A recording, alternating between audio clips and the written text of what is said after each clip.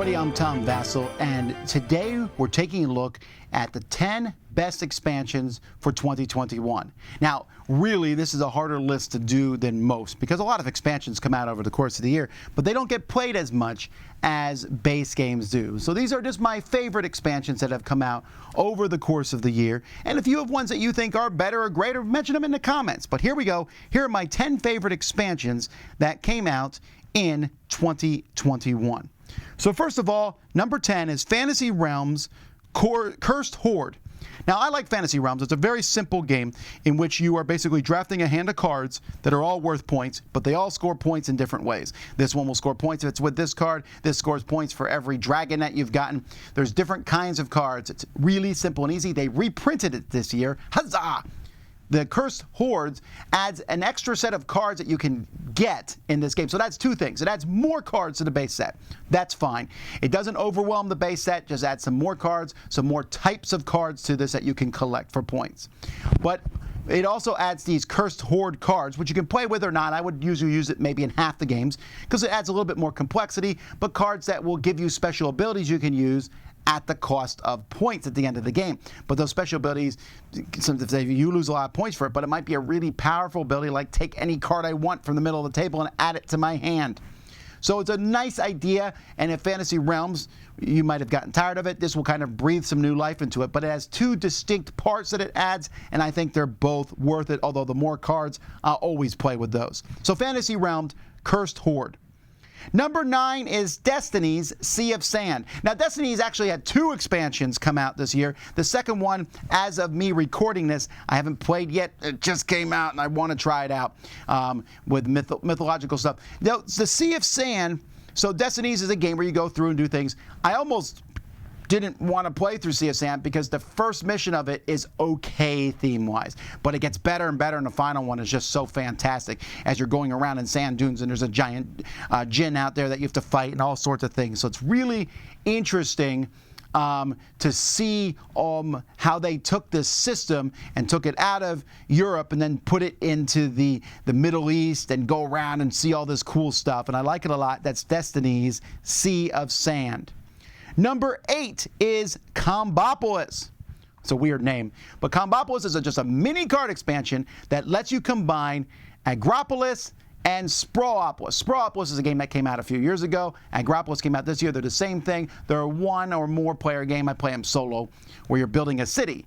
All right, 18 cards each. Now, I have 2 18-card each games. You take some cards from each one, put them together with the cards from Combopolis, and build it.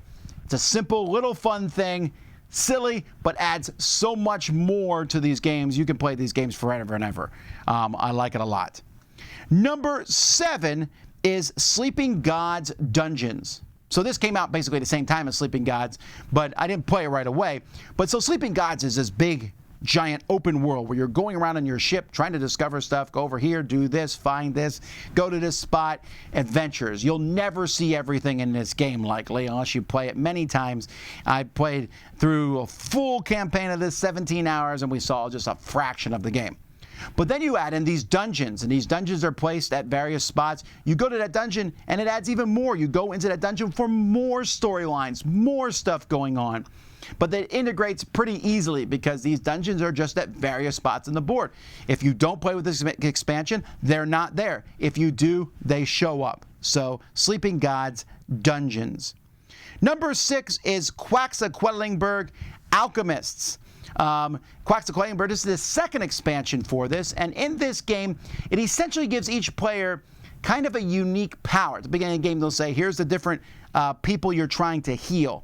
And so when you play through this game, you're going to pick one of them at the beginning, and then depending on the number of different colors you pull from your bag, you will then get special abilities at the end of a round. I really like this. I don't want to play with it in every Quacks game, and I don't think I would play with it for people who never played Quacks before, but if you have, I like this expansion a lot. I think I like it better than the first expansion. So Quacks of Quedlinburg Alchemists.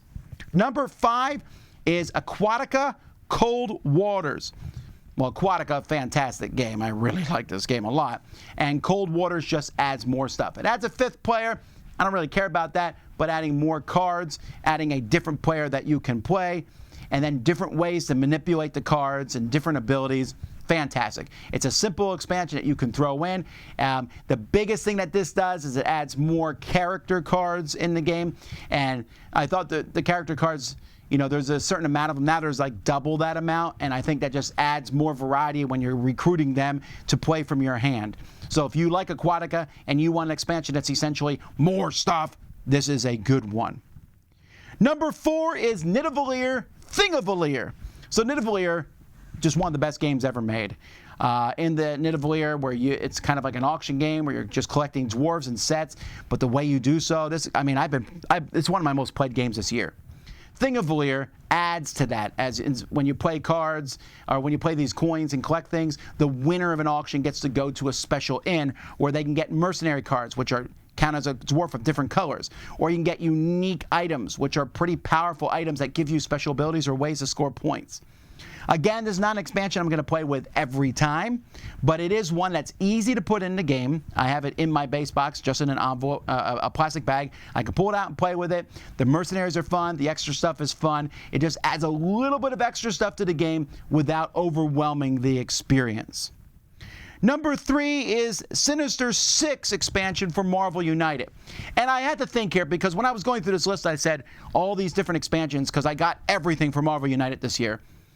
And you can just put that here as number 3, really. The Sinister Six is the best of the lot, but just having this plethora of stuff and I played all of it. I don't normally play everything for a game, but I did when it came to Marvel United. But Sinister Six, Marvel United, most of the time you have a bunch of heroes against a villain in a cooperative game.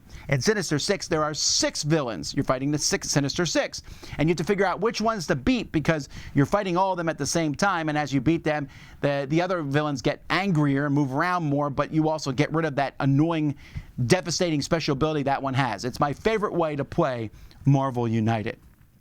Number 2 are the expansions for Fantastic Factories. There's the munitions expansion, which is take that. I wouldn't put that on this list. But the other expansion, what adds in ways to manipulate the dice. It just, again, it's more cards, more stuff, special abilities. Yeah, for the characters.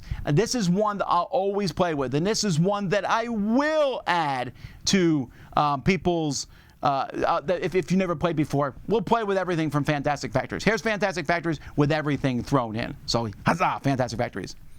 And number 1 is Rise of Ix. This is for Dune Imperium. Now, I know some of you at this point in time are saying, what about the Lost Ruins of Arnak? Well, as of you seeing this, I've played that expansion, but at this point in time, I haven't played that one yet. That's why it hasn't made the list. But I did play the Rise of Ix expansion for Dune Imperium. I'll always play with it, always. It adds dreadnoughts, which are cool. It adds techs, which are really cool. It adds more characters. It adds more cards. That's my second favorite part of this expansion. Just tons of cards. My favorite part of this expansion is, though, adding this trading track where you move this token up, and you can pull it back anytime you want and get all the resources from it, a lot of resources, or you can move it up farther on the track. It's very simple, but it took away some of the boring spots for me on the board and replaced them. That, plus the more cards, plus the dreadnoughts, made this whole thing just work really well for me. It's an expansion I'll always play for, the Rise of Ix for Dune Imperium. So like I said, those are my favorite expansions that came out over the course of this year. What are yours? Tell me in the comments. Until then, I'm Tom Vasel, and you've been watching The Dice Tower.